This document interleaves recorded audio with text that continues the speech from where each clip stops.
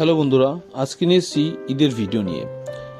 আমরা গতকাল কিছু বন্ধু বান্ধব এবং ভাই বোনদের নিয়ে চলে গেছিলাম এই অনুষ্ঠানে বিভিন্ন বাড়িতে খেতে। প্রত্যেকটা মানুষ এত যত্ন সহকারে এত সুন্দর সুন্দর খাবার আমাদের সামনে পরিবেশন করেছে, যেগুলো ভাবলাম আপনাদের সামনে তুলে ধরি আর সেগুলি আপনাদের কাছকে দেখাবো। প্রত্যেকটা বাড়ির মেনু প্রায় সেম, আপনি দেখতে পাবেন প্রত্যেকটা মেনুতে একই ধরনের খাবার রয়েছে, কিন্তু প্রত্যেকটা খাবারই যেন ভিন্ন ভিন্ন এক এক বাড়িতে। প্রথমে আমরা চলে গেছিলাম হাফিজুল্লাহর বাড়িতে, তারপরে আমরা চলে এসেছি এখন মহসিনদের বাড়িতে। এখন দেখো আপনাদেরকে মহসিনদের বাড়ির কি কি পরিবেশন করা হয়েছিল, দেখুন, আশা করি ভালোই লাগবে। তো এদের যে ব্যবহার এবং আতিথেয়তা সেটা আপনাকে মুগ্ধ করবে, সেটা ভিডিওর মাধ্যমে কিছুটা আপনারা বুঝতে পারবেন।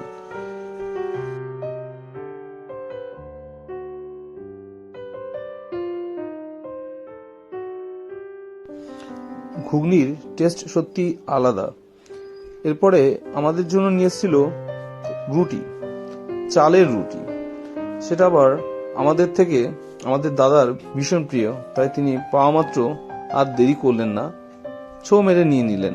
আর আমরা সিমই নিয়েই পড়ে রইলাম। তিনি খাওয়া শুরু করেছে, করুক, আমাদের জন্য অবশ্যই আসবে, আর আমরা সেই অপেক্ষায় রইলাম।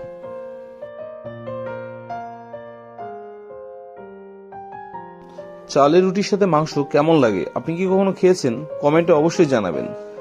তো এটা আমরা টেস্ট করলাম। শুধু এখানে তা নয়, প্রচুর খাবার দিয়েছে, প্রচুর। আমরা অল্প অল্প করে খেয়েছি, কম বেশি।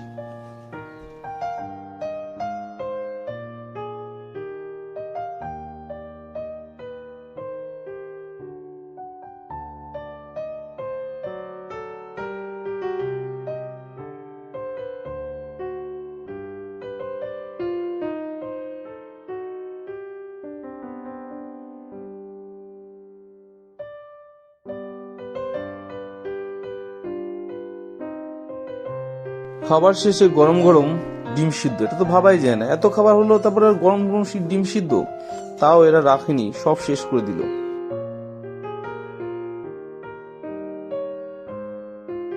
এরপরে চলে আসলাম আমরা ইজাজদের বাড়িতে। তারা সেমাই এবং পায়েস দিয়ে স্বাগত জানালেন।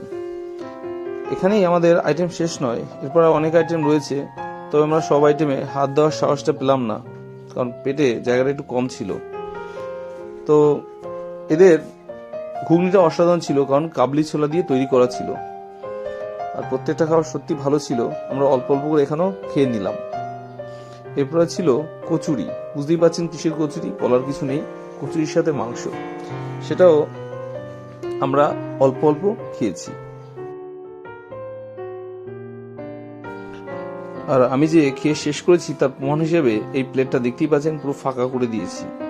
শুধু এই প্লেটটাই নয়, যে বাড়িতে আমাকে ঘুগনি দিয়েছিল সেটাও আমি শেষ করেছি, সেটাই আপনাদেরকে দেখাবো। দাদা একবার বড়টাই নিয়ে নিয়েছে বাটি, তার আবার ছোট বাটিতে কাজ হয় না।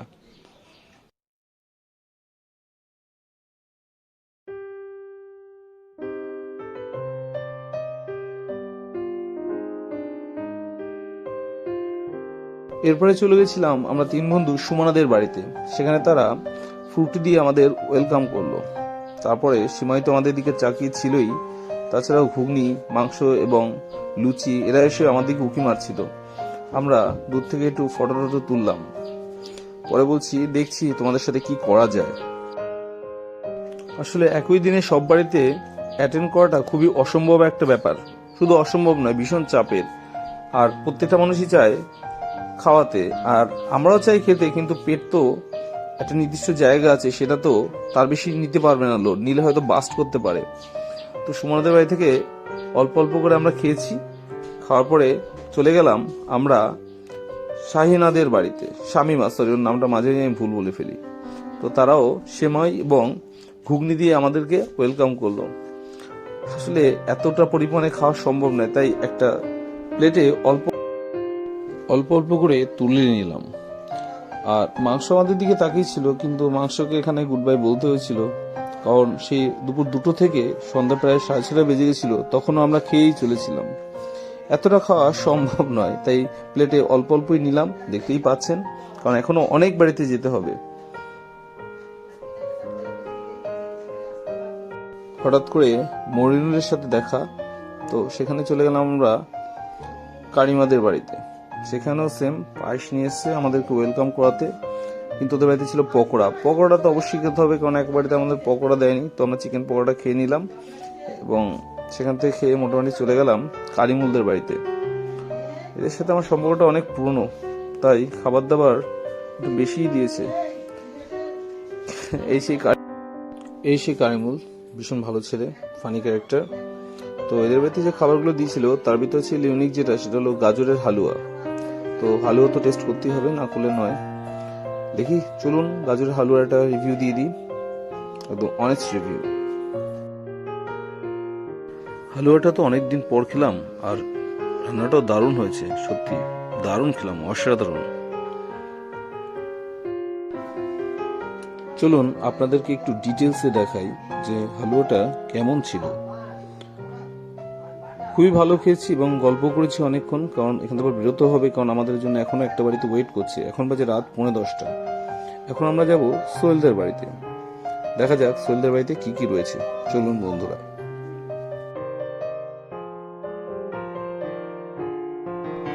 সোহেলের মা প্রত্যেক বছর আমাদের জন্য বিরিয়ানি করে থাকেন। এবছর তিনি আমাদের জন্য পোলাও করেছেন। অসাধারণ হয়েছে পোলাওটা, অসাধারণ। এত কষ্ট করেননি, সে ভোর 6টা থেকে শুরু করে রাত 10টা-12টা পর্যন্ত জেগে থাকেন। অতিথিরা আসে, তাদেরকে আপ্যায়ন করেন। তো এখানেই শেষ হলো আমাদের আজকের ভিডিও। অভিজ্ঞতা খুব সুন্দর। দাদার অবস্থা খুবই ভীষণ ভালো, বুঝতেই পারছেন, দরজা থেকে বেরোতে পারছেন না। ধন্যবাদ বন্ধুরা যারা প্রথম থেকে শেষ পর্যন্ত দেখেছেন। আর কমেন্ট করে জানাবেন আপনারা কতবারই এবং কি কি খেয়েছেন।